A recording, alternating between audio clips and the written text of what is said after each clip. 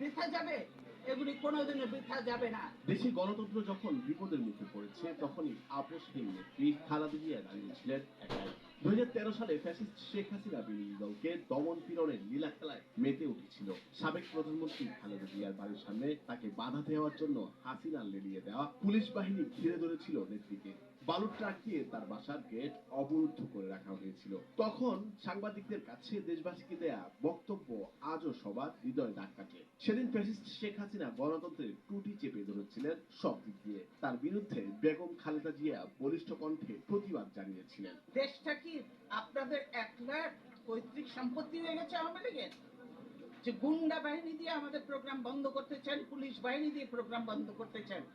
সাহস থাকে counter programme করে দেখাতে, সাহস নেই।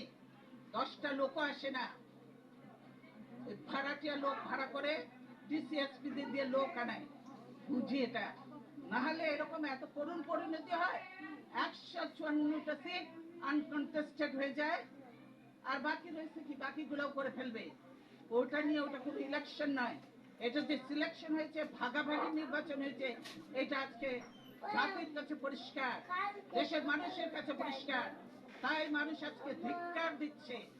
ধিক্কার দিয়ে আমরা এই সরকারকে। 2013 সালের 29শে ডিসেম্বর বিএনপি নেতৃত্বাধীন 18 দলীয় জোটের গণতন্ত্রের অভিযাত্রা কর্মসূচি দিয়েছিলেন। গণতন্ত্রের অভিযাত্রা কর্মসূচিতে যোগ দিতে নয়াপল্টনে যাওয়ার উদ্দেশ্যে গাড়িতে উঠলেও বাধার মুখে খালেদা জিয়াকে গাড়ি থেকে নেমে ঘরে ফিরতে হয়েছে। তখন সাংবাদিকদের উদ্দেশ্যে খালেদা জিয়া বলেন, 57 জন অফিসারকে হত্যা করলো। সেদিন হাসিনা কোথায় ছিল? সেদিন হাসিনার এই ফোর্স কোথায় ছিল? কেন সে পাঠায়নি এই ফোর্সকে? কারণ সে নিজেই জড়িত ছিল এই হত্যাকাণ্ডে। আল্লাহর গজব করবে আপনারা যা শুরু করে দিয়েছেন। কতগুলো আলেমকে হত্যা করেছেন, এতিমকে হত্যা করেছেন, কতগুলো বিডিআর অফিসারকে হত্যা করেছেন। সেদিন কি কোথায় ছিল হাসিনা? সেদিন হাসিনা কোথায় ছিল? এতগুলো অফিসারকে মারলো, 57 জন অফিসারকে হত্যা করলো। সেদিন হাসিনার এই ফোর্স কোথায় ছিল? কেন সে ফোর্স পাঠায় নাই? আসলে তো সে নিজেই জড়িত ছিল এই হত্যাকাণ্ডের সঙ্গে, সেজন্যই আজকে তো এমন অনেক আননোন চেহারা দেখা যায়, যাদেরকে চেনা যায় না যে তারা আসলেই বাংলাদেশি কিনা। আজকে সকলের দায়িত্ব হয়ে গেছে দেশ বাঁচানো, মানুষ বাঁচানো। আর আপনারা ঘরে ঘরে ঢুকে এখন মানুষ হত্যা করছেন। মনে করেন যে এগুলোর হিসাব নেই?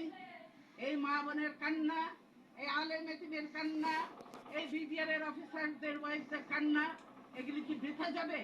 এগুলি কোনোদিনও বৃথা যাবে না। আজকে যারা এই জুলুম নির্যাতন করছেন, তাদেরকে এদের মতো একদিন চোখের পানি ফেলতে ফেলতে বুঝতে বুঝতে তারা চোখ অন্ধ হয়ে যাবে। পুলিশের উদ্দেশ্যে খালেদা জিয়া